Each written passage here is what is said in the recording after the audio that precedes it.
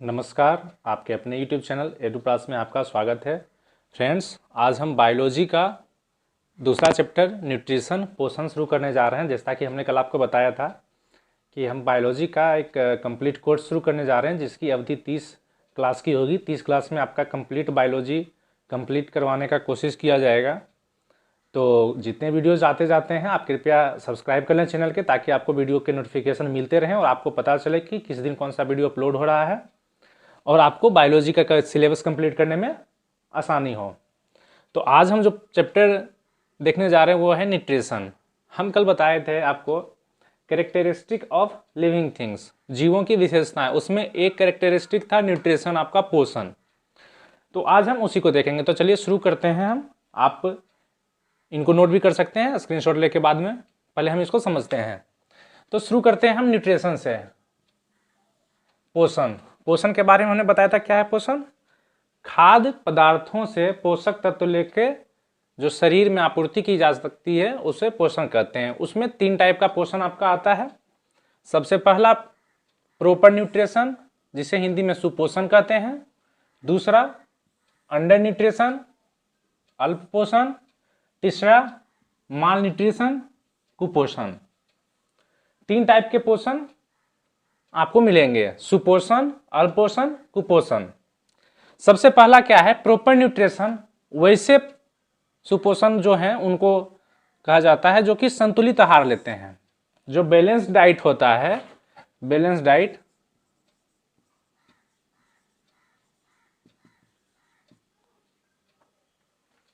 जो diet balance होती है जिसमें आपको मिनरल्स की, प्रोटीन, विटामिन की प्रचुर मात्रा होती है, जितना एक स्वस्थ मनुष्य के लिए जरूरी है, तो उन्हें सुपोषण कहा जाता है। जो लोग डाइट में, अपने बैलेंस डाइट में 1-2 पोषक तत्व की कमी करते हैं उन्हें क्या कहा जाता है? अल्प पोषण। वैसे खाद्य पदार्थ जिनको लेने के बाद आपके डाइट में 1-2 पोषक तत्व, मतलब आपके जैसे अगर आपको 2400 कैलोरी चाहिए कंजप्शन के लिए पर डे और आप जो है लगभग 2000 कैलोरी का फूड ले रहे हैं, तो थोड़ा बहुत आप में अंतर है, तो आप अल्प पोषण के दायरे में आएंगे। तीसरा जो सबसे खराब है आपके लिए, माल न्यूट्रिशन। डाइट में ज्यादातर मोस्टली पोषक तत्व की कमी।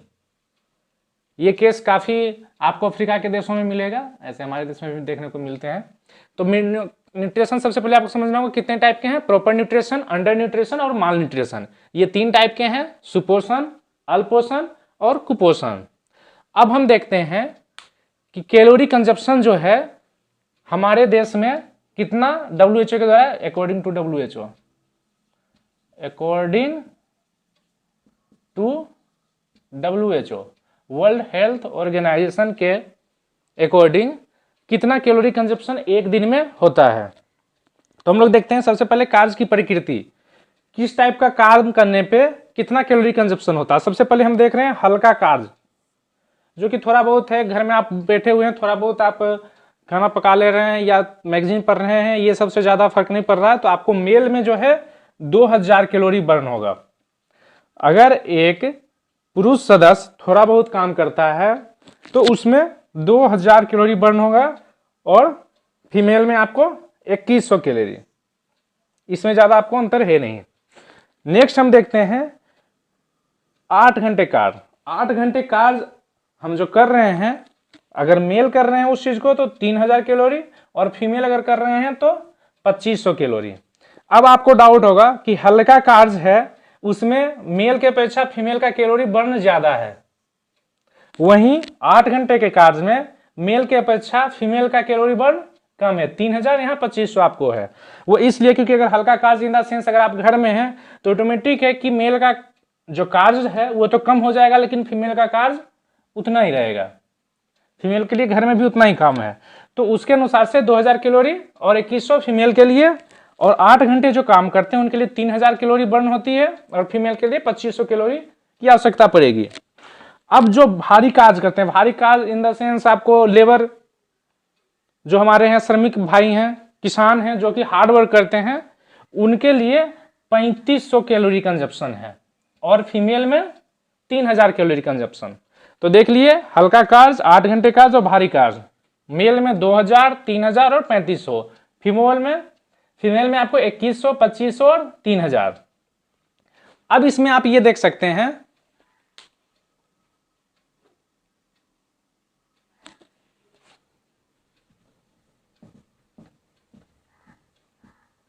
हम ये देखेंगे कि हमारे जो देश में है स्टैंडर्ड कैलोरी कंजप्शन क्या रखा गया है।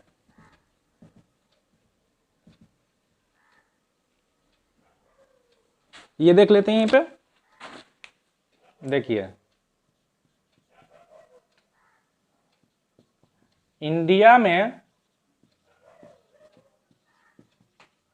स्टैंडर्ड कैलोरी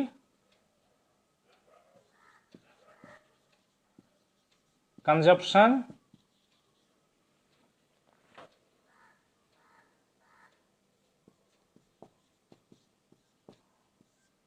ग्रामीण क्षेत्र में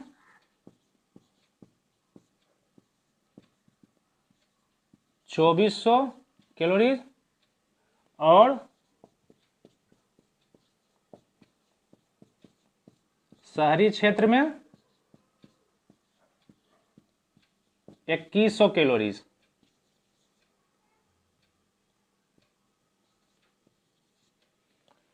नोट कर लीजिए इसको।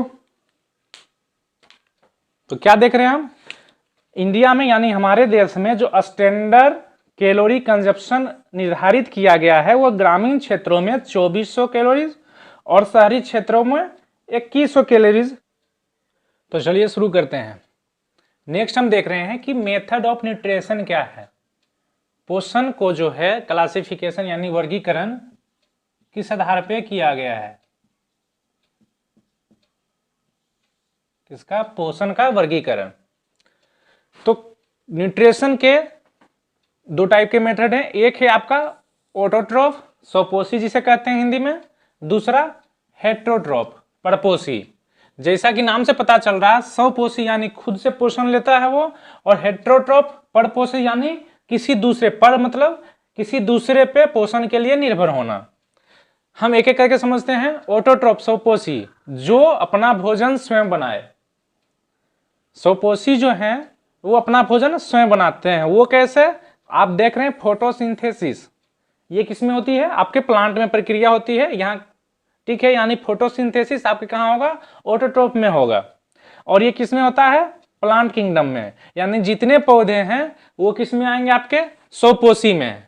और जो अपना भोजन स्वयं बनाते हैं इसलिए उन्हें स्वपोषी कहा जाता है। और भोजन कैसे बनाते हैं, तो फोटोसिंथेसिस से, प्रकाश संश्लेषण, क्या बोलते हैं इसको हिंदी में, प्रकाश संश्लेषण।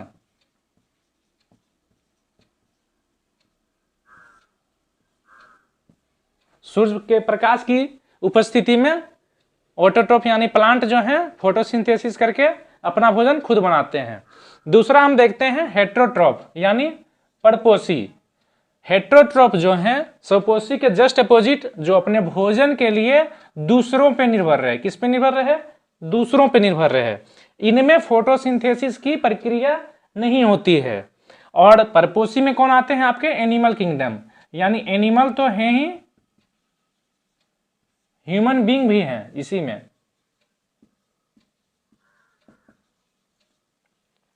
ये लोग आप जैसे खुद हैं, हम क्या हैं, भोजन के लिए किसी दूसरे पे निर्भर रहते हैं।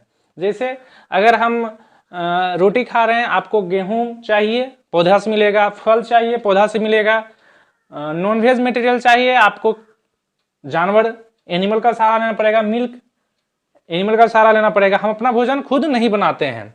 तो इसलिए हम लोग क्या हुए, परपोषी हुए। ऑटोट्रॉफ स्वपोषी में आपको प्लांट आया। दोनों का बेसिक अंतर समझ में आ गया। सिर्फ इतना अंतर है कि स्वपोषी जो है अपना भोजन खुद बनाते हैं, वही हेट्रोट्रॉफ जो है परपोषी जो अपने भोजन के लिए दूसरे पे निर्भर रहते हैं। इसमें फोटोसिंथेसिस होती है, हेट्रोट्रॉफ में फोटोसिंथेसिस नहीं होती है। ऑटोट्रॉफ में प्लांट किंगडम आता है, हेट्रोट्रॉफ में एनिमल किंगडम आता है। नोट कर लीजिए इसको।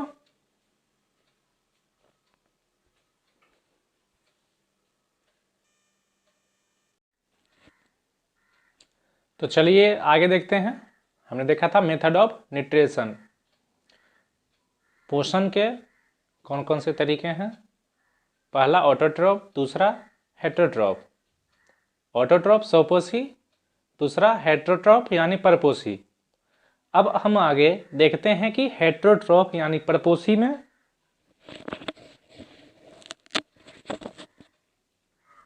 तो चलिए शुरू करते हैं, देखते हैं।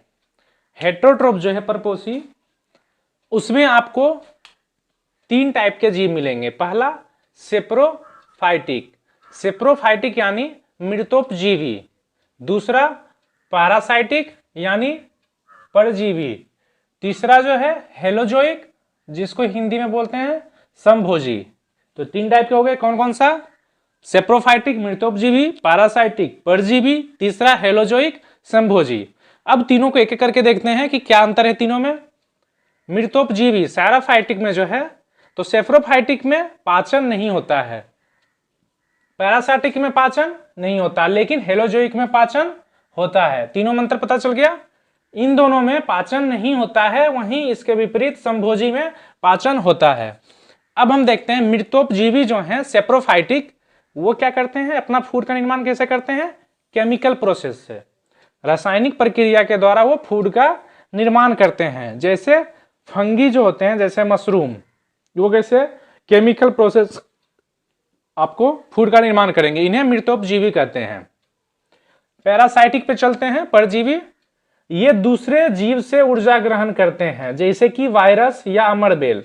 हम एग्जांपल लेते हैं वायरस का। वायरस हमारे शरीर में रहते हैं, तो क्या करते हैं, हमारा जो एनर्जी प्रोड्यूस होता है, एटीपी जो बनता है, उन्हीं से भोजन ये ग्रहण करते हैं। इनको कहीं अन्य जगह से भोजन लेने की जरूरत नहीं है, तो ये अपना जो भोजन का है निर्माण ही नहीं करते हैं।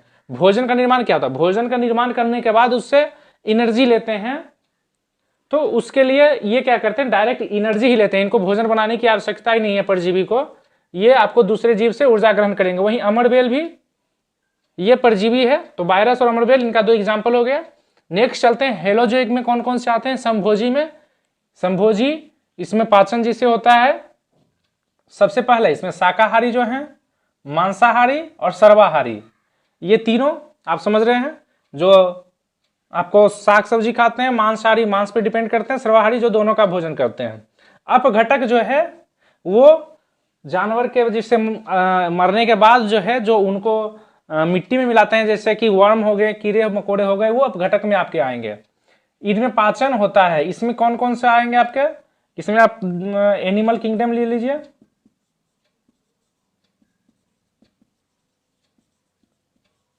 मतलब इसमें एनिमल और ह्यूमन बीइंग।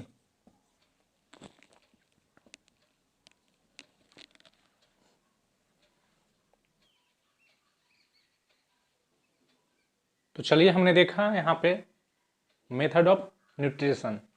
आगे हम चलते हैं न्यूट्रिएंट्स की ओर, यानी पोषक तत्व की ओर। नोट कर लीजिए आप इनको।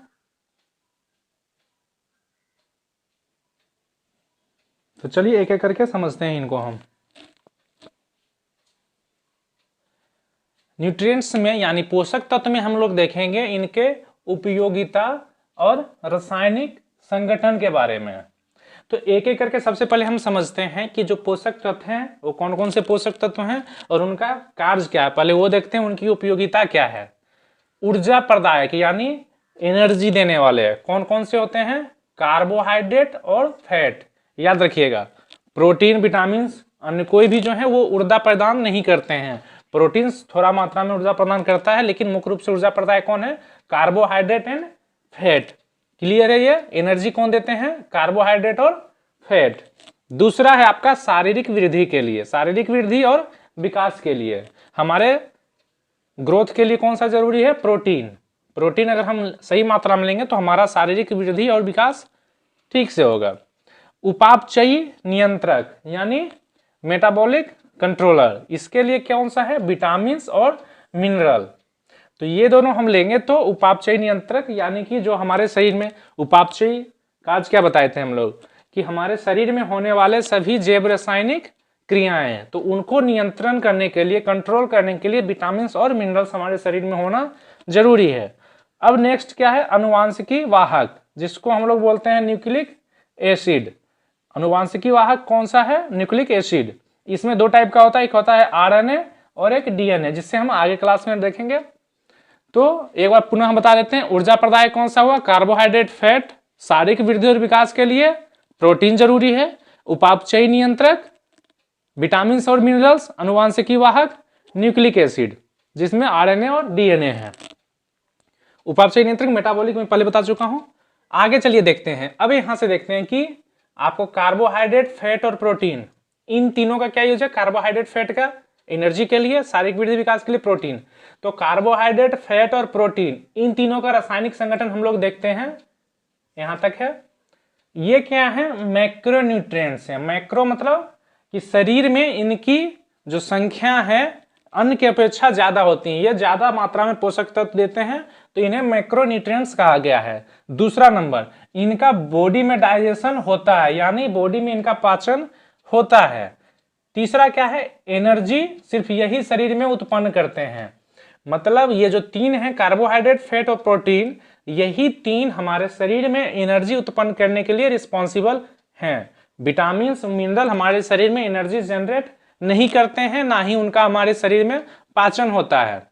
नेक्स्ट अब देखते हैं उपापचयी नियंत्रक, जो कि विटामिन और मिनरल्स होते हैं। विटामिन और मिनरल्स जो हैं मेटाबॉलिक कंट्रोलर हैं, इनको माइक्रोन्यूट्रिएंट्स कहा जाता है। क्या, माइक्रोन्यूट्रिएंट्स, यानी इनकी जो संख्या है, आपको कार्बोहाइड्रेट, फैट और प्रोटीन के अपेक्षा इनकी मात्रा कम होती है हमारे शरीर में, तो इसलिए इनको माइक्रोन्यूट्रिएंट्स कहा जाता है। दूसरा नंबर, विटामिन और मिनरल्स का बॉडी में डाइजेशन नहीं होता है, ये हम देखेंगे। दोनों में बड़ा अंतर है। आपका कार्बोहाइड्रेट, फैट और प्रोटीन, इन तीनों का बॉडी में डाइजेशन होता है, इसके अपोजिट विटामिन और मिनरल्स का हमारे शरीर में पाचन नहीं होता है। याद रखिएगा, विटामिन का पाचन हमारे शरीर में नहीं होता है। लास्ट में अनुवांशिकी वाहक देख चुके हैं, न्यूक्लिक एसिड, आरएनए, डीएनए। एक चीज और हम देखेंगे, जैसे कि विटामिन और मिनरल्स का पाचन हमारे शरीर में नहीं होता है, उसी तरीके से और क्या है, दो चीज है, नोट कर सकते हैं इनको आप, वाटर और एक फाइबर, जिन्हें रेसे बोलते हैं, रेसे, फाइबर। इन दोनों का भी पाचन जो है हमारे शरीर में नहीं होता है, पाचन नहीं होगा, ये हमारे शरीर से बाहर निकल जाते हैं अपना काम करके। नेक्स्ट हम एक बार पुनः इसको रिपीट करते हैं। पोषक तत्व, उपयोगिता और रासायनिक संगठन में कार्बोहाइड्रेट, फैट ऊर्जा के वहन के लिए, शारीरिक वृद्धि और विकास के लिए प्रोटीन, उपापचयी नियंत्रक विटामिन एंड मिनरल्स, अनुवांशिकी वाहक न्यूक्लिक एसिड, आरएनए और डीएनए जो है, ये तीनों का मैक्रोन्यूट्रिएंट्स है, बॉडी में डाइजेशन होता है इनका, और एनर्जी सिर्फ यही शरीर में उत्पन्न करते हैं। इसके अपोजिट विटामिन और मिनरल्स माइक्रोन्यूट्रिएंट्स होते हैं और बॉडी में इनका डाइजेशन नहीं होता है। अभी हमने न्यूट्रिएंट्स यानी पोषक तत्व के बारे में देखा, जिसमें आपका carbohydrate, fat, protein, vitamin, mineral इत्यादि का हमने एक संक्षिप्त विवरण दिया था। अब हम एक एक करके सभी न्यूट्रिएंट्स के बारे में जानेंगे। तो सबसे पहले हम देखते हैं कि कार्बोहाइड्रेट क्या है। तो जैसा कि आप देख पा रहे हैं, कार्बोहाइड्रेट जो है कार्बन, हाइड्रोजन और ऑक्सीजन, इनका यौगिक है। यौगिक और मिश्रण का हमने अंतर कल समझाया था आपको, आप लोग जानते भी होंगे। यौगिक और मिश्रण दोनों में समानता क्या है, जब दो या दो से अधिक तत्व आपस में मिलते हैं।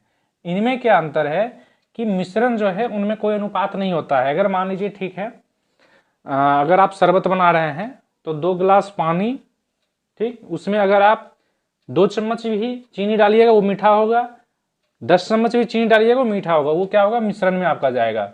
लेकिन वहीं जब जल बनाने की बारी आती है तो हाइड्रोजन का 2 मॉलिक्यूल और ऑक्सीजन का 1, ये आपका यौगिक होगा, क्योंकि एक निश्चित अनुपात में है, इसी अनुपात में ये आगे बढ़ेगा। H2O अगर है तो फिर होगा H4O2, अगर जुटेगा तो इसी टाइप से बढ़ेगा, अगर अनुपात में बढ़ रहा है तो। ये जब होगा तो एक निश्चित अनुपात में होगा। तो चलिए हम शुरू करते हैं। तो कार्बोहाइड्रेट जो है कार्बन, हाइड्रोजन और ऑक्सीजन का यौगिक होता है।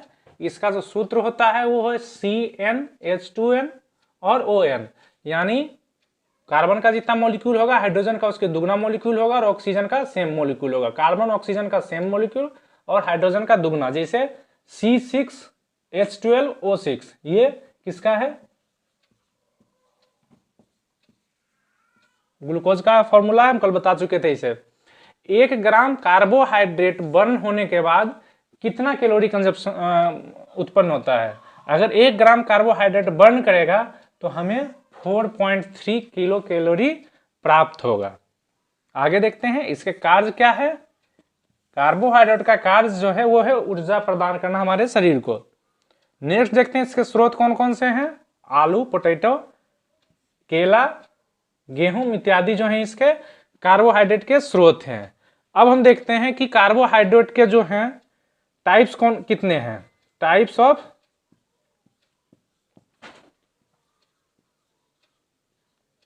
कार्बोहाइड्रेट्स, नोट कर लीजिए इनको तब तक। चलिए शुरू करते हैं। हमने कार्बोहाइड्रेट्स देखा, अब हम देखते हैं टाइप्स ऑफ कार्बोहाइड्रेट्स। कार्बोहाइड्रेट्स के कितने प्रकार हैं। जैसा कि हम देख पा रहे हैं टाइप्स ऑफ कार्बोहाइड्रेट्स 3 हैं। पहला क्या है, मोनोसेकेराइड, दूसरा डाइसेकेराइड और तीसरा टाइप पॉलीसेकेराइड। कितने कार्बोहाइड्रेट हैं, 3, मोनोसेकेराइड, डाइसेकेराइड, पॉलीसेकेराइड। अब तीनों का क्या है देखिए, इसमें मोनो यानी सिंगल, डाई डुअल यानी 2 और पॉली 2 से ज्यादा। आपको यहीं से पता चल रहा है जब एक अणु होगा तो मोनोसेकेराइड, 2 तो डाइसेकेराइड और 2 से ज्यादा कितना भी हो पॉलीसेकेराइड में जाएगा। अब इनका फॉर्मूला हम देखते हैं। इनका है C6H12O6, इनका देखिए C12H22 और 11। पॉलीसेकेराइड में क्या है CnH2nOn, यानी n के जगह पे आप जो भी नंबर दीजिए, जैसे यहाँ 6 होगा तो यहाँ 12 और यहाँ 6, 12 24 फिर 12। तो इस टाइप से आप उनका फॉर्मूला देख सकते हैं। अब एक एक करके हम समझेंगे मोनोसेकेराइड क्या होता है, डाइसेकेराइड क्या होता है और पॉलीसेकेराइड क्या होता है। तो चलिए शुरू करते हैं। सबसे पहले हम मोनोसेकेराइड किसको बोलते हैं। हमारे शरीर में जो ग्लूकोज और डेक्सट्रोज हैं, ग्लूकोज हमारे शरीर में होता है, ह्यूमन बीइंग में ग्लूकोज पाया जाता है। तो मोनोसेकेराइड जो है वो कहाँ है, ब्लड शुगर है, यानी जो हमारे खून में पाया जाता है शुगर, उसे हम बोलते हैं ग्लूकोज, जो कि सिंगल मॉलिक्यूल में होता है। आपको ये फॉर्मूला हम पहले ही बता चुके हैं। तो ग्लूकोज किस में आता है आपको, कार्बोहाइड्रेट में।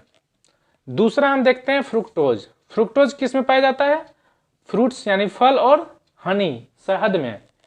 और ये सबसे मीठी शर्करा होती है, यानी सबसे ज्यादा मीठी शुगर होती है कौन सी, फ्रुक्टोज। तीसरा है ग्लैक्टोज। ग्लैक्टोज भी मोनोसेकेराइड है, सिंगल मॉलिक्यूल में, और ये कहाँ पाया जाता है, दूध में। तो मोनोसेकेराइड यानी सिंगल मॉलिक्यूल वाले कार्बोहाइड्रेट्स में हमने क्या देखा, ग्लूकोज, फ्रुक्टोज और ग्लैक्टोज। अब इसमें क्या है कि मोनोसेकेराइड यानी सिंगल मॉलिक्यूल जब 1 + 1 मिलकर कितना बनाएंगे, 2। तो जब 2 मोनोसेकेराइड आपस में मिलते हैं तो क्या बनता है आपका डाइसेकेराइड, यानी ग्लूकोज प्लस ग्लूकोज यानी 2, glucose plus fructose 2, glucose plus galactose 2। तो इस तरीके से अगर ये अभिक्रिया करेंगे तो क्या बनेगा, ये हम देखते हैं। डाइसेकेराइड में उसी का हम देख रहे हैं। ग्लूकोज क्या है, मोनोसेकेराइड है, ये ग्लूकोज भी मोनोसेकेराइड है। ये दोनों जब आपस में बॉन्ड बनाते हैं तो ये क्या बनाते हैं, माल्टोज, यानी माल्टोज क्या हो गया, डाइसेकेराइड। तो डाइसेकेराइड पहला आपको कौन सा मिला, माल्टोज, और ये किसमें पाया जाता है आपको, अंकुरित अनाज में। दूसरा हम देखते हैं ग्लूकोज जो है आपको फ्रुक्टोज के साथ, glucose plus fructose equal to sucrose, क्या होगा, सुक्रोज। आप हिंदी भी लिखते जा सकते हैं। तो ग्लूकोज मोनोसेकेराइड, फ्रुक्टोज मोनोसेकेराइड, और ये जब ऐड होकर क्या बनाएगा आपको, सुक्रोज। ये कहां पाया जाता है आपको, गन्ना में। तीसरा देखते हैं ग्लूकोज प्लस ग्लैक्टोज, ये क्या बनाएगा मिलके, लैक्टोज। ये दोनों भी सिंगल मॉलिक्यूल के हैं और ये लैक्टोज बना रहे हैं यानी डाइसेकेराइड। और ये कहां पाया जाता है आपको, दूध में। ग्लैक्टोज भी बताए थे दूध में, लेकिन अंतर क्या है कि ये सारे मोनोसेकेराइड हैं और आपका ये सारा डाइसेकेराइड है, यानी माल्टोज, सुक्रोज और लैक्टोज, ये सब क्या है आपके डाइसेकेराइड। ये तो हम समझ लिए कि 1+1 यानी 2 आपको मॉलिक्यूल मिलेगा मोनोसेकेराइड का, तो डाइसेकेराइड बनाएंगे। लेकिन पोलोसेकेराइड क्या होता है, इसको हम संचित ऊर्जा भी बोल सकते हैं। तो ये क्या है संचित, इसलिए हम इसको बोल रहे हैं क्योंकि आप यहां पे देख सकते हैं कि मोनोसेकेराइड तो एक और एक मिलके बनाएगा तो डाइसेकेराइड बनाएगा, लेकिन जब हमारे शरीर में ग्लूकोज की मात्रा बढ़ जाएगी, हमारे पास उसको स्टोर करने के लिए पॉलीसेकेराइड एक साधन है। क्योंकि ब्लड में अगर ग्लूकोज की मात्रा बढ़ेगी, ग्लूकोज यानी शर्करा यानी शुगर, तो शुगर की मात्रा बढ़ेगी तो क्या होगा, डायबिटीज का आपको होने का चांस है, डायबिटीज बीमारी।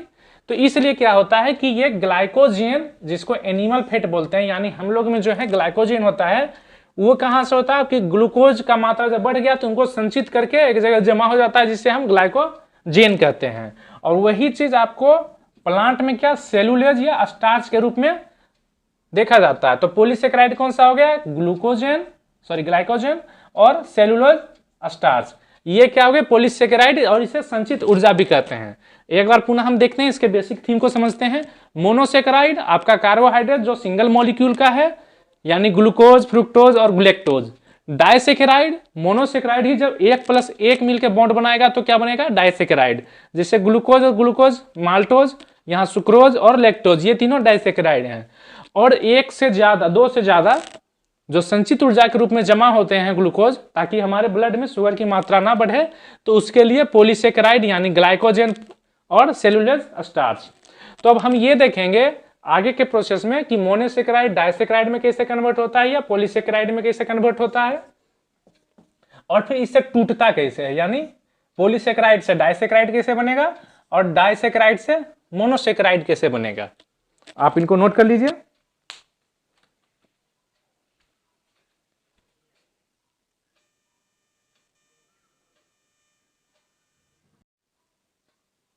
अभी हमने देखा कार्बोहाइड्रेट्स के कितने प्रकार हैं। सबसे पहला मोनोसेकेराइड, दूसरा डाइसेकेराइड, तीसरा पॉलीसेकेराइड। मोनोसेकेराइड यानी ग्लूकोज का एक सेल, ग्लूकोज जो है कार्बोहाइड्रेट का एक अणु, ग्लूकोज। डाइसेकेराइड में आपका ग्लूकोज प्लस ग्लूकोज से जब बॉन्ड बनाएगा या किसी अन्य मोनोसेकेराइड से बॉन्ड बना के, तो वो डाइसेकेराइड में जाएगा।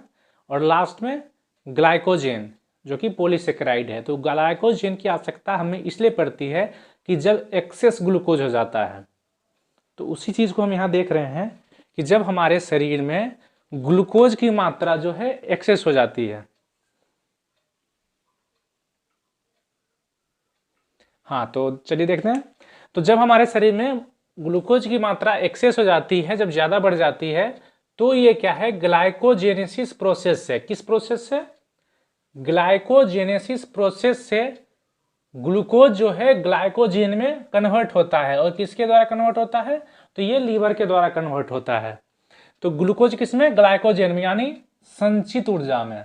किसमें, संचित ऊर्जा में। यानी जब ब्लड में शुगर की मात्रा बढ़ जाएगी तो इसे क्या करता है, स्टोर कर देता है, ताकि भविष्य में जब ग्लाइकोजन तब टूटेगा जब ग्लूकोज की आवश्यकता हमारे शरीर में रहेगी और पर्याप्त ग्लूकोज हमारे शरीर में नहीं रहेंगे, तो उस समय ये काम आएगा। तो ये स्टोरेज एक तरीके से है। तो वो प्रोसेस स्टोर करने का क्या है, ग्लाइकोजेनेसिस प्रोसेस। ये क्या करेगा, ग्लूकोज को ग्लाइकोजेन में, और वापस यहाँ देखिए ग्लाइकोजेन को ग्लूकोज में कन्वर्ट करता है। तो संचित भी करेगा और विखंडित भी करेगा, ग्लाइकोजेनेसिस प्रोसेस। और किसके द्वारा होता है, ये लीवर के द्वारा कन्वर्ट होता है। ये चीज याद रखिएगा। ये जो प्रोसेस, ये प्रक्रिया किसके ऊपर से तीन होती है, इंसुलिन हार्मोन के। इंसुलिन हार्मोन का जब सिक्रेशन होगा तो ही ये ग्लूकोज जो है ग्लाइकोजेन में कन्वर्ट हो पाएगा। और आप देख सकते हैं इंसुलिन हार्मोन का सिक्रेशन जो है कहां से होता है, कहां से निकलता है, ये अग्नाशय का बीटा सेल के द्वारा। किसके द्वारा, अग्नाशय का बीटा सेल के द्वारा इंसुलिन हार्मोन का स्रावन होता है, सिक्रेशन होता है। अब इसमें नोट कीजिए आप कि अगर इंसुलिन हार्मोन क्या है, इंसुलिन हार्मोन डाउन हो जाए, यानी शरीर में कम हो जाए, तो तो क्या होगा, ग्लाइकोजेनेसिस प्रोसेस नहीं होगा। क्यों? क्योंकि ये प्रोसेस जो है इंसुलिन हार्मोन की उपस्थिति में होती है, तो ये प्रोसेस नहीं होगा। तो ग्लाइकोजेनेसिस प्रोसेस अगर नहीं होगा तो ग्लूकोज ग्लाइकोजन में कन्वर्ट नहीं होगा, क्योंकि ये प्रोसेस ही नहीं होगा। उससे क्या होगा कि ब्लड में शुगर की मात्रा बढ़ जाएगी, यानी ग्लूकोज एक्सेस है और वो ग्लाइकोजन में कन्वर्ट नहीं हो रहा है, तो क्या होगा, ब्लड में उसकी मात्रा बढ़ने लगेगी। और ब्लड में जब शुगर की मात्रा बढ़ेगी तो वही बीमारी का रूप ले लेती है जिसे हम डायबिटीज मिलेटस बोलते हैं और हिंदी में मधुमेह शुगर बोलते हैं। इसीलिए क्या है, इसका इलाज किसके, इंसुलिन की सुई से इसका उपचार किया जाता है। तो डायबिटीज मिलेटस कैसे होगा, ग्लाइकोजेनेसिस प्रोसेस इंसुलिन की कमी से नहीं होगा, ये प्रोसेस बंद हो जाएगी, जिससे ग्लूकोज ग्लाइकोजन में कन्वर्ट नहीं होगा और ब्लड में शुगर की मात्रा बढ़ जाएगी, जिस बीमारी को डायबिटीज मिलेटस कहते हैं। अब नेक्स्ट देखते हैं कि एक्सेस ग्लूकोज तो ग्लाइकोजन में कन्वर्ट हो गया, लेकिन जब शरीर को ग्लूकोज की जरूरत होगी तो ग्लाइकोजन ग्लूकोज में फिर से कैसे कन्वर्ट होगा, ये भी सेम प्रोसेस रहेगा, ग्लाइकोजेनेसिस प्रोसेस के थ्रू होती है। और इसमें लीवर के द्वारा कन्वर्ट होता है कौन, ग्लाइकोजन ग्लूकोज में टूटता है। इसमें क्या होता है, ब्रेक होगा और इसमें क्या होता है, ऐड होता है, यही होता है ना। तो ये देखते हैं, ये प्रोसेस जो है ग्लाइकोजन हार्मोन की उपस्थिति में होता है। दोनों में अंतर देखिए, जब ऐड होने की बारी आएगी तो कौन सा हार्मोन, इंसुलिन हार्मोन की उपस्थिति में, और ग्लाइकोजन हार्मोन की उपस्थिति में क्या ब्रेक होगा, यानी ग्लाइकोजन टूट के ग्लूकोज में आएगा। ये किसमें, ग्लाइकोजन हार्मोन की उपस्थिति में होती है। और इसका स्रावन जो है यानी सिक्रेशन कहाँ होगा, अग्नाशय की अल्फा सेल के द्वारा। इंसुलिन हार्मोन का स्रावन बीटा सेल के द्वारा, ग्लाइकोजन हार्मोन की जो स्रावन है वो अल्फा सेल के द्वारा होता है। तो आज हमने क्या देखा, न्यूट्रिशन पढ़ा। न्यूट्रिशन क्या है, न्यूट्रिशन के प्रकार कितने हैं, अल्पोषण, कुपोषण और सुपोषण। इसके अलावा इनकी विधि कौन सी है, स्वपोषी, परपोषी। उसके बाद हमने क्या देखा, न्यूट्रिएंट्स के प्रकार कितने हैं, क्या क्या उनका उपयोगिता है, उनकी रासायनिक संरचना क्या है इसमें। उसके बाद हमने एक एक करके न्यूट्रिएंट्स को पढ़ना शुरू किया। आज हमने कार्बोहाइड्रेट्स खत्म किया। कल का हमारा नेक्स्ट टॉपिक क्या रहेगा, फैट। हम लोग कल फैट पढ़ेंगे, प्रोटीन पढ़ेंगे और विटामिन्स पढ़ेंगे। तो आज हमने जो पढ़ाया उससे एक बार कृपया रिवाइज कर लें और सारे बिंदुओं को नोट करके अवश्य रखें। ये आपके आने वाले एग्जाम के लिए अत्यंत लाभकारी साबित होंगे। अगर आपको ये वीडियो अच्छा लगा है तो वीडियोज को लाइक करें, हमारे चैनल को सब्सक्राइब करें ताकि हमारे वीडियोज के नोटिफिकेशन सबसे पहले आपको मिले। धन्यवाद।